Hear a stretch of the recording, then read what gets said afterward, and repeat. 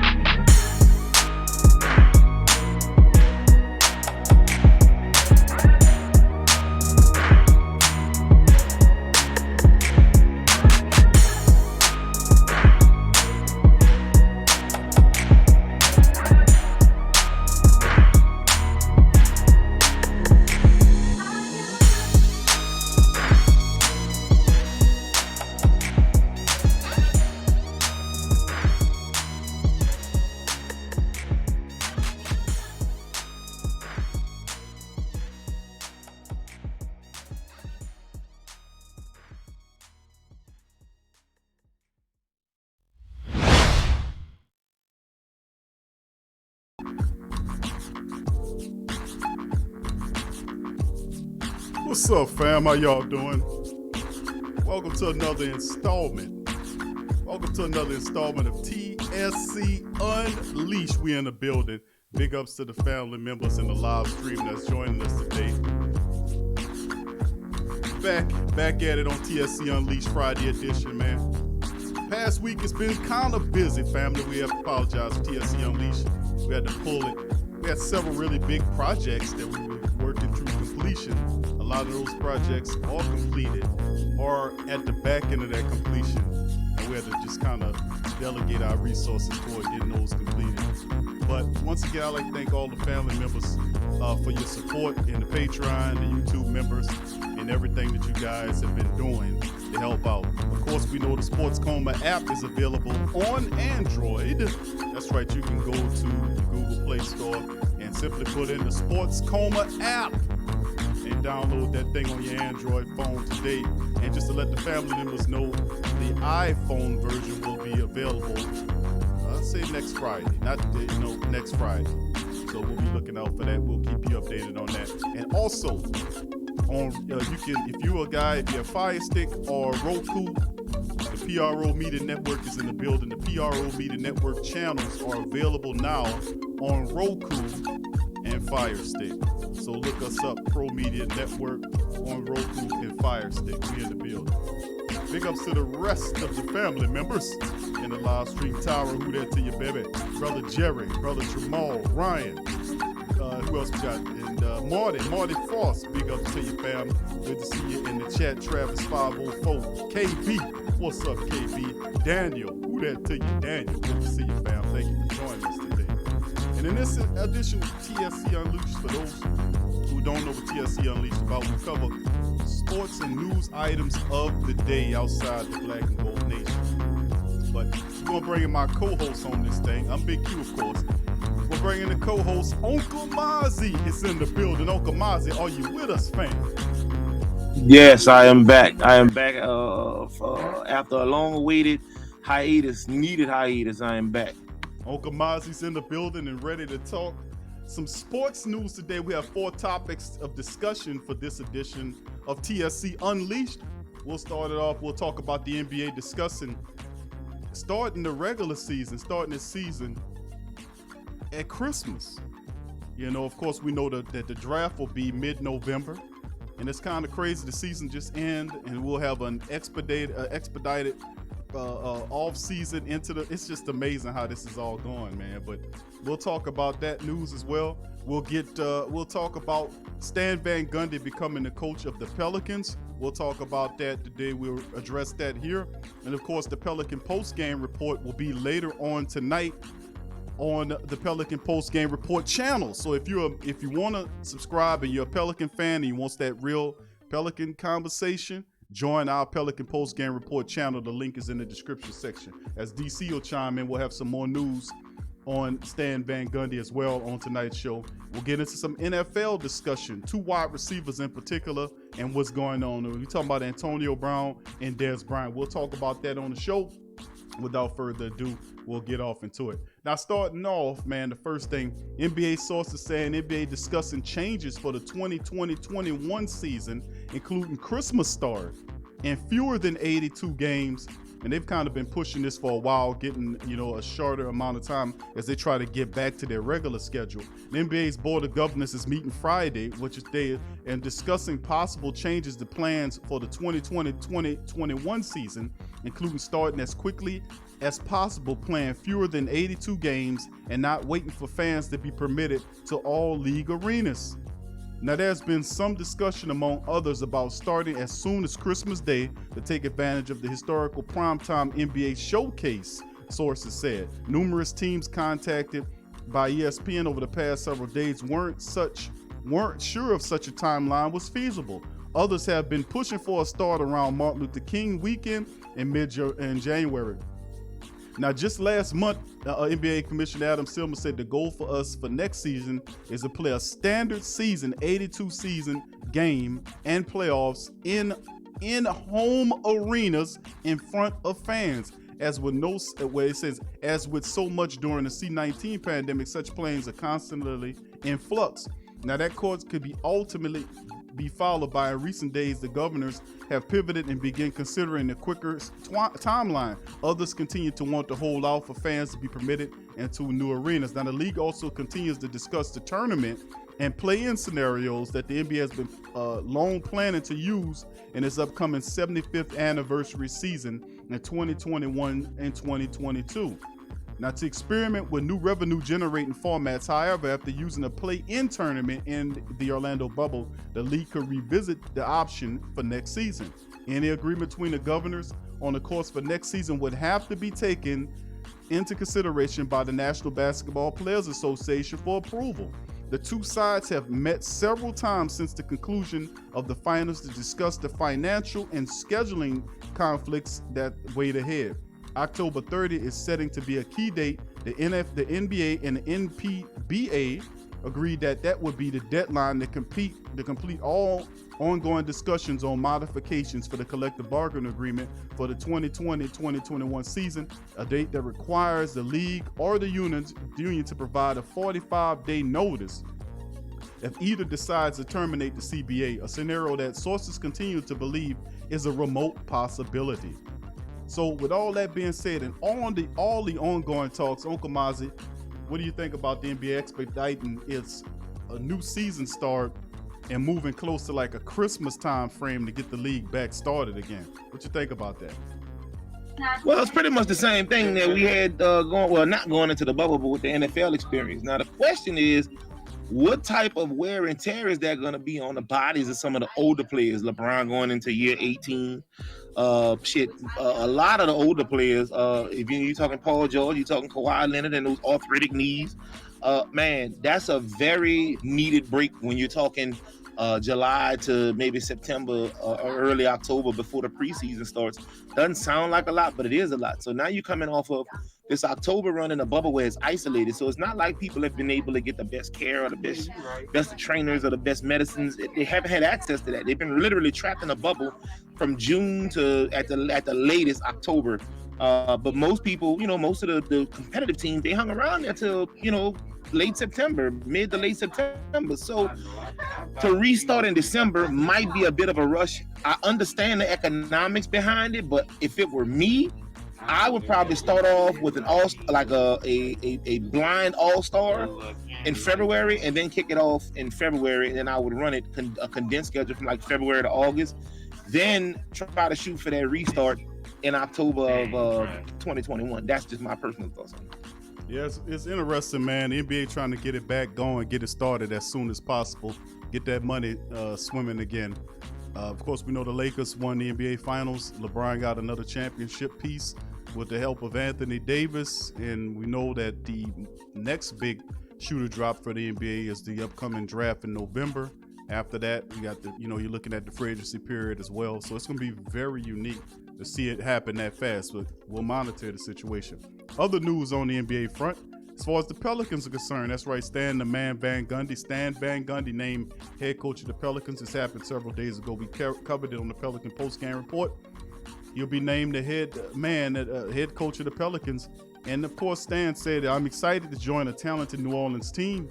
As he tweeted out, "It will be an honor to work with our players and to work for Mrs. Benson and David Griffin, Trajan Langdon, and their staff and great people of New Orleans. I can't wait to talk to our players and get the process started." Van Gundy is a former Heat, Magic, and Pistons head coach, becomes the 7th coach in Pelicans franchise history. Pelicans and Van Gundy representative Brian Elfis reached an agreement on the terms of a multi-year deal. Actually, it's a 4-year deal in which the Pelicans have brought Stan Van Gundy. Mixed reviews all around, but the reality is Stan Van Gundy is a winning coach. He's not my favorite pick of the choices, but he most certainly isn't a bad pick. The guy knows basketball.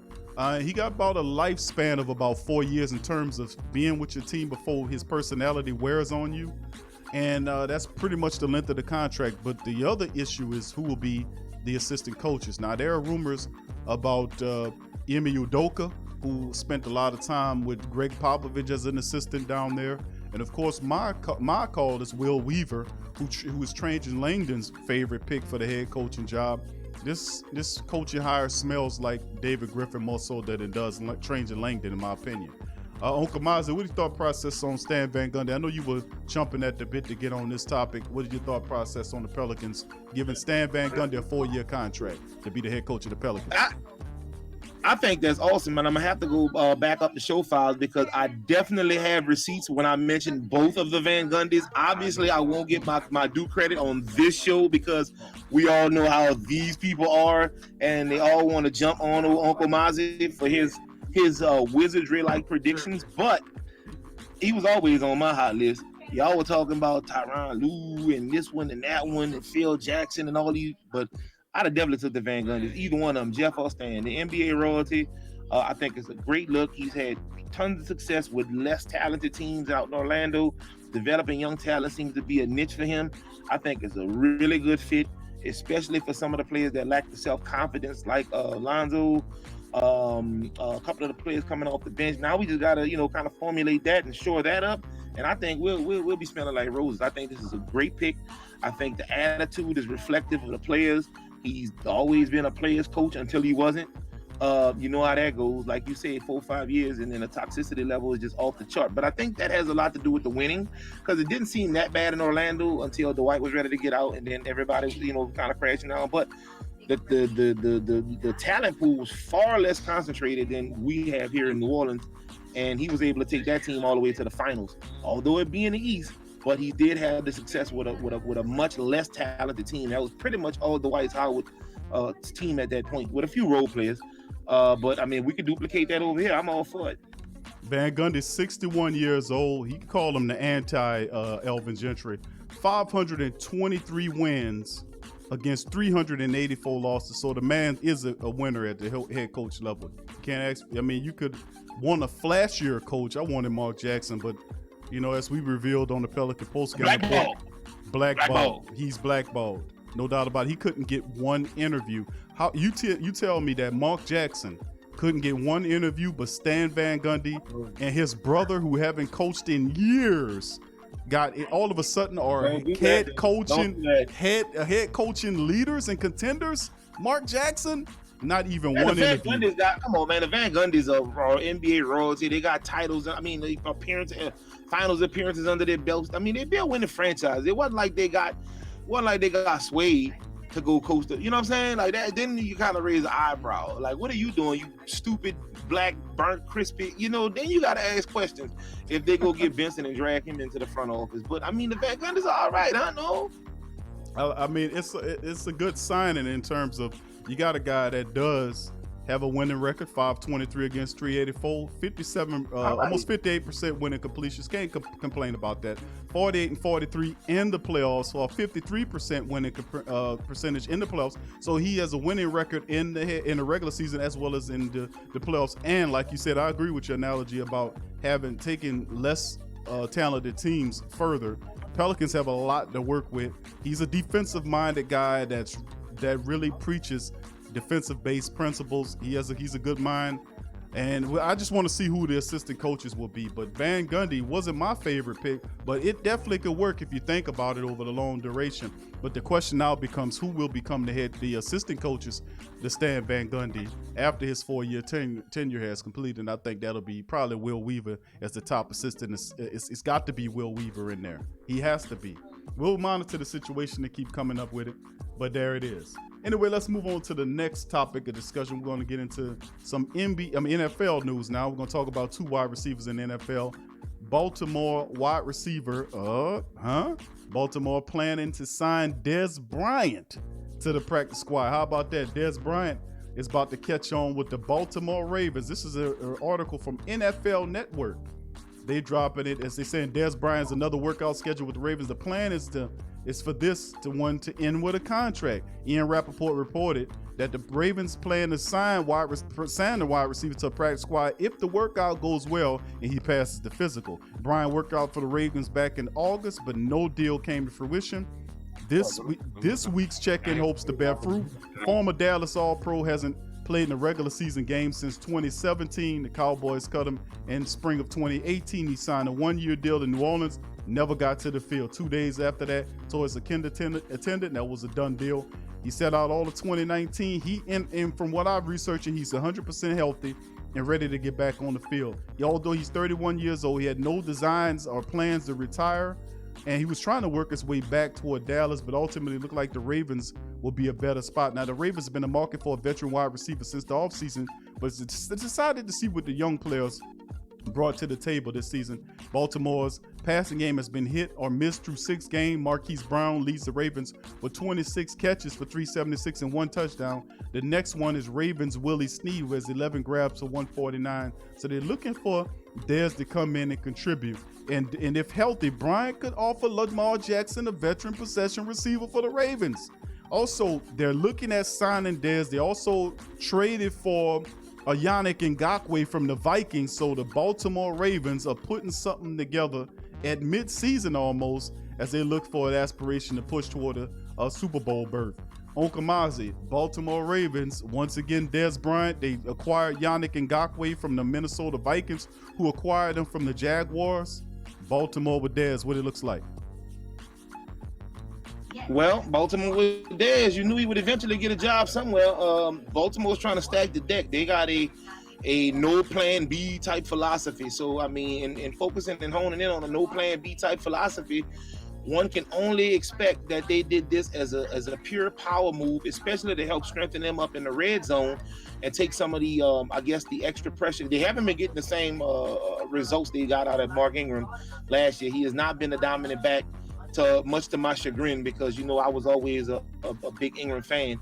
So from what I've seen, they've been relying really, really heavily, especially on the red zone, with a lot of elaborate packages, like wildcat packages, are trying to get quarterback sneaks or end arounds. And it's just they want the longevity out their quarterback, and they also want to win a championship. So I think, especially in the red zone, without the production from the backs that you had gotten last year, I think that it's an awesome move, because I think he'll definitely give you some support in that red zone. Big, physical. As long as he can come back and give you maybe the last 2 or 3 years he played in the league, if he can muster that up and give you that for the duration of the season, I think right now they're just trying to build a team that can get around Kansas City, and I think that he can definitely help with that.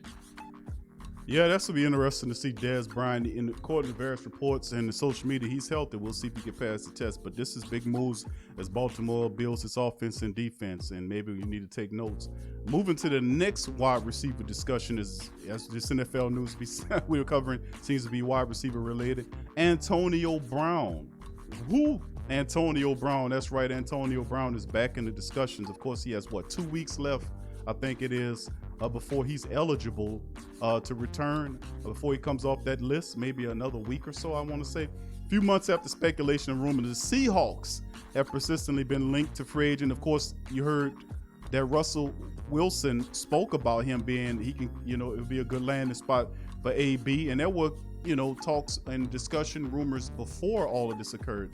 At the center of speculation, Russell Wilson reportedly has been pushing the organization that signed Antonio Brown, a 4-time first-team All-Pro, whom he developed a friendship with over the past 5 years. Wilson put fuel on the fire when a video surfaced to him throwing passes to the veteran during off-season workouts at the personal practice field.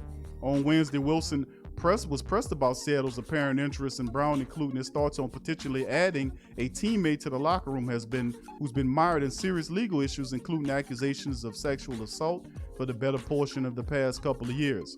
He says the reality about Antonio Brown is he's one of the best players to ever play this game, obviously. This is Russell Wilson. He always has been a special player in terms of the field. The reality is he's had some tough moments in his life, especially as of late, and I think he's gone through a lot of things he wishes he could take back and do something, do not, or whatever. But I think he's a special player for sure. Now, 32 years old, Brian has been a phenomenal talent since being drafted out of Central Michigan. He finished the 2010s in the top 3 in receptions, receiving yards, and touchdowns. His resume also includes some pretty interesting things that he done. If you look at what he's done, I mean, he's been all over the place. Hall of Fame written all over it. Nothing wrong with that. The problem is, will he be a perfect fit? And a lot of people deem him as a locker room, I guess you want to say a locker room issue or a problem. That's something that we have to figure out in the long run. It's really not that can happen. But they have a strong locker room in Seattle. Would that be a good landing spot for Antonio Brown? I'm going to come to Uncle Mozzy on that. Antonio Brown, Seattle, Russell Wilson, and everything they've built.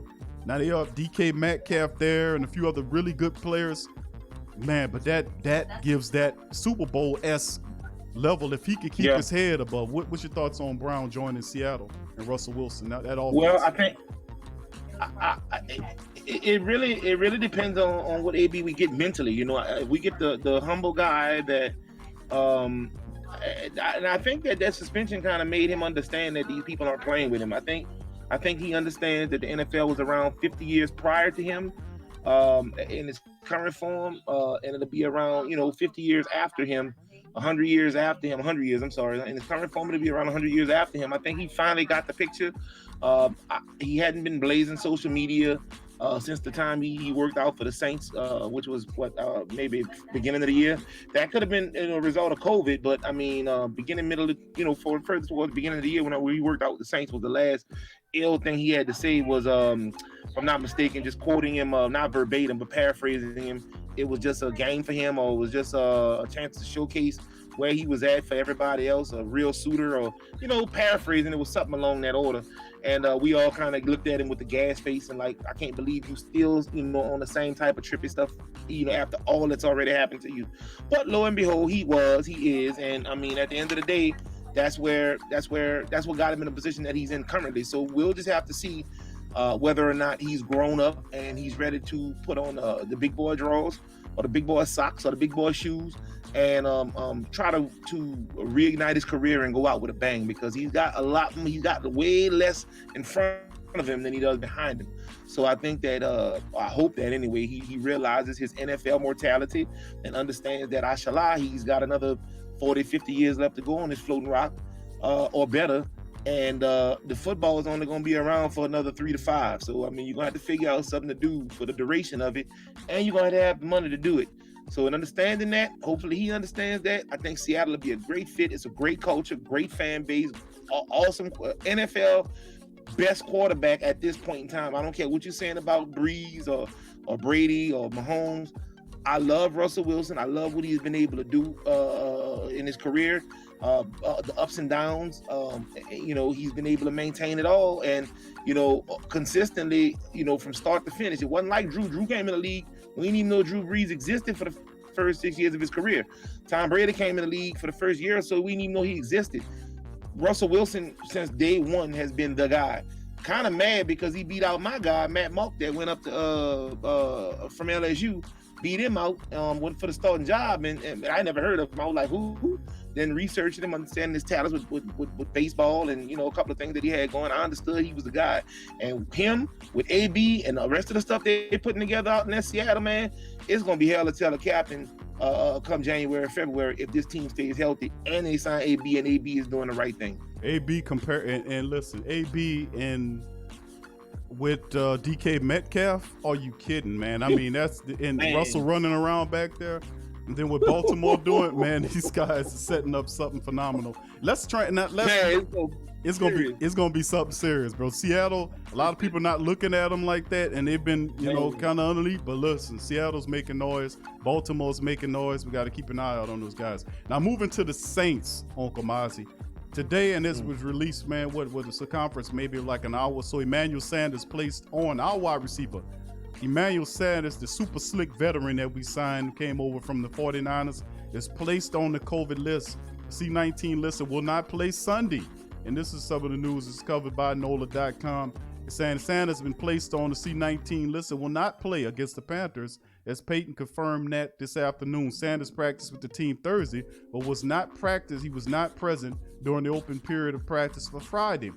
And it says they also found out, Peyton said, he wasn't feeling well right away. And then, of course, Saints Director of Sports Medicine, Boo Lowry, sent him to doctors for the rest of the tests, and they came back positive. After that, we traced those players we found around the coaches. We actually tested about 20 more people that might have been near him, and those all came back negative. Ken Crowley, for instance, came back with a time frame that puts him out, so he'll show up as a C-19, but without a positive test. It's more of a precaution. Sanders has caught 26 passes for 304 yards and 2 touchdowns this season after a slow start, and he has been coming on strong lately with 18 catches for 215 yards in the last couple of games. The Saints have a shortened window to figure out how to replace Sanders in the offensive game plan. And of course, Coach Peyton said it's a part of the deal this year. We talked about distractions and focusing on things you can't control. Last night, we spent a lot of time relatively how we wanted to put the plan together in place. Hey, coach, I got a answer for the dilemma. Run the damn ball. All right, let's go back to the article. The Saints could be without both top wideouts Sunday. Mike Thomas, who's not played since the ankle injury. He also is dealing with hamstring issues.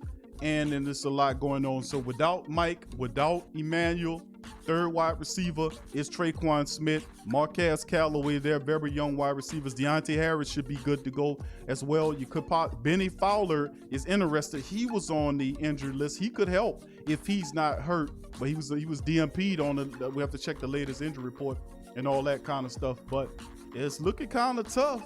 And also, Sean Payton did sneak back Tommy Lee Lewis on the practice squad, so don't be surprised if they pull him off of there and throw him in the thing. I know it doesn't seem like it's everything, but this is when you really need to kind of get that running game going. Uncle Mozzy, thoughts on Emmanuel Sanders on the C-19 list, and of course, Mike Thomas possibly missing the game as well. What are your thought process on that? Saints going into the Carolina matchup with both wide receivers possibly missing. Well, here's the thing. You got so many advantages in this game. I'm not really worried about Emmanuel Sanders missing. It's kind of a good thing. I wish him and both Mike Thomas would sit out for a week or two, especially as we go up against weaker competition, and I'll tell you why. Because sometimes in order to find – the Saints have a big issue. They always seem to find their stars out of necessity or out of injury. Because Sean Payton, for whatever reason, plays this elaborate game of real-life Madden where nobody comes out or gets a rest. It's always the same crew of people, the same cast of characters, i.e., we've got a 250-pound bruising back sitting on our sideline that comes in and runs first down plays or runs screen plays, and we got a 180-pound guy that we run in between the tackles. And we continuously do this no matter what. So I think that it'd be a really good thing for us to come out early, establish the run game, establish a dominant lead, and then see what kind of production we can get out of the Traquan Smiths and the Deontay Harrises of our team. Because, hey, I'm not going to have the pity party yet. Yeah, we got Emmanuel Sanders and Mike Thomas that are on the elite side of that, but Deontay Harris and both Traquan Smith have shown flashes. And when you're talking about a historical quarterback, a top 5 running back, overall an offensive line that's probably top 10 in the NFL to help protect Breeze. You get decent tight end play every now and then, depending on who shows up or what type of play calling you got. And I think that these guys that we have are more than serviceable to get the job done. And I, for one, would be really interested out of Traquan Smith and out of Deontay Harris. Do they still have Austin Carr? They got Callaway. I mean, they got a list of receivers that could pretty much go anywhere and at least be a number 2 type of guy. So, like, I'm really not worried about it with the other weapons that we have. If we come out early, establish the pace, utilize those weapons, and then we allow the next young budding star, just like Michael Thomas. No one knew who Michael Thomas was when he first came in, and we all looked at him like, who is this guy? I mean, I'm sure the Saints knew who he was. I mean, diehard fans and people like you and I, well, more black people like you, because I looked at him as a great value. I'm guilty as charged. So we found out due to injury or necessity, because no one was stepping up to the plate, how good or great Mike Thomas can be, right? The same exact thing we found out about about everybody we got, honestly. And it's been that way since the Sean Payton era began. We didn't know what we were going to get out of Drew Brees.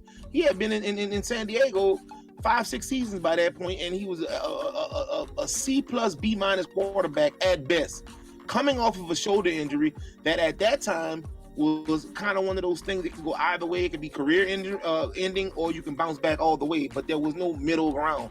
We didn't know what we were getting out of him. We didn't know what we were getting out of Jonathan Vilma, and that's just how the Saints always played. So I am ecstatic that we've got to rely on the run game and the pieces that we have, and one of these other young receivers, just one, is going to have to step up. But what I will tell you is, if we can weather this storm and find that third option behind both Sanders and Thomas, then I mean, if the sky's the limit. Can you imagine if Traquan Smith or Deontay Harris, if one of those guys got the confidence, because it's not the ability I fear they lack, I think it's the confidence, because their number doesn't get called often, and when it does get called, they feel like they got to do way too much, because again, Sean Payton is playing this elaborate game of Madden, where the same players play the whole game and nobody ever comes out except the same cast of starting characters. So when their number is called, besides being a decoy, they're trying to do too much to impress and show that they belong. So now you don't have that weighing over your head because you got the entire stage. So if they can get that confidence under them, put a few passes together, don't let them catch a touchdown or two, we might be on the bubble of a very valid third option or slot receiver to couple with all the other Kamara weapons and Drew Brees weapons and Thomas weapons and Emmanuel Sanders weapons. I mean, so I think it's a good thing more than a bad thing, especially going into Carolina with a quarterback who Sean Payton had to kind of retrain and retenure. So being the person he is, he definitely should know the tendencies of what's his face, man? Bridgewater. So in understanding that he should be able to help the defense, coordinate a game plan to kind of, to snuff out his tendencies and make him kind of uncomfortable, playing lesser competition. And coming off a bye week, I think all of these ingredients will get the Saints back on track in their winning ways and give their team a chance to breathe, heal, and potentially find that next budding, rising third option star to go with Thomas and Emmanuel Sanders.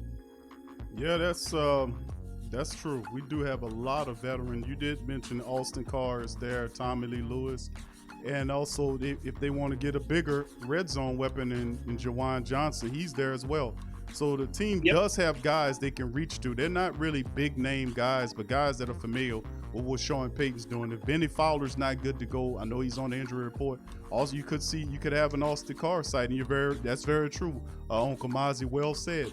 So we'll see what goes on, man. This is one of the games where the Saints will find a way to throw the ball, but like I said, this is one of those games where it's telling you this is a running the ball type of game, and let's see what happens. Jared Cook has to get involved. Alvin Kamara, perhaps we decoy him moving around. Latavius Murray. I mean, it's got to be a Kamara spread out as a wide receiver weapon, and Latavius Murray backfield type. I mean, backfield.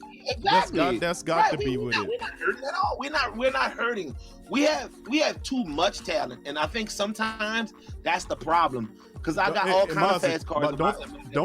Don't forget Ty Montgomery either. He's coming back. He's a running back / wide receiver option as well. Yeah. I got too many fast cars in my garage. I can pick anyone I want. It doesn't matter. You see what I'm saying? And that's what Sean Payton has. Sean Payton has unlimited cars in his garage. That's true. Well said, man. So that should give some of the family members some hope. They thought, man, we're going without Mike. We don't have Emmanuel. We got to rely on Traquan. We got other weapons out there, man. So listen, we're going to be fine. Y'all going to see, even without Mike and Emmanuel Sanders, the Saints are still they will be able to beat a Christian McCaffrey-less Carolina team that's basically a clone of your offense. I mean, we just have to see. But anyway, big ups to the family members for chiming in on this edition. Big ups to you, everybody. Who that to you? Pay attention. 26, Ramsey, Tragic 504, LaShawn, what's up, baby? Good to see you. Tyra, what's up, baby? Good to see you as well. KB and all the family members, thank y'all, man, for joining us for this edition of TSC Unleashed, as we bringing back TSC Unleashed after a lot of really, tough projects. But anyway, I'd like y'all guys to hit the like button, share the stream on your social media feed, and also know that the Sports Coma will be coming back at you guys today at 5:30 on the dot. 5:30, 3-hour show today, Friday, previewing the Saints and Panthers matchup, breaking down the depth charts against the Panthers, looking at the statistics, all that. We'll have you covered today at 5:30 on TSC tonight. Saints versus the Panthers preview. All right, so for me and Uncle Mozzy, I'd like to thank all you guys for chiming in on TSC Unleashed. Like I said, please hit the like button, share the stream. And remember, if you guys want to download the Sports Coma app, it's on Google Play Store right now. So feel free to support the stream and the platform as we continue to move forward. If you're a Roku guy or a Fire Stick family or a Roku family, feel free to look up the Pro Media Network on Roku and Fire Stick. We in the building. We sub serious, family, but y'all serious too. Without y'all, we wouldn't have been able to do it. So let's move together. All right, so that'll do it for the show together. I appreciate Uncle Mozzy dropping the knowledge as usual. We'll be back Monday. We'll do it at 1 o'clock for TSC Unleashed. We'll lock that time frame in 1 o'clock every Monday through Friday. TSC Unleashed covering all the latest news and notes. From me and Uncle Mozzy, thank y'all for joining us today. Peace, and I'll see you guys later.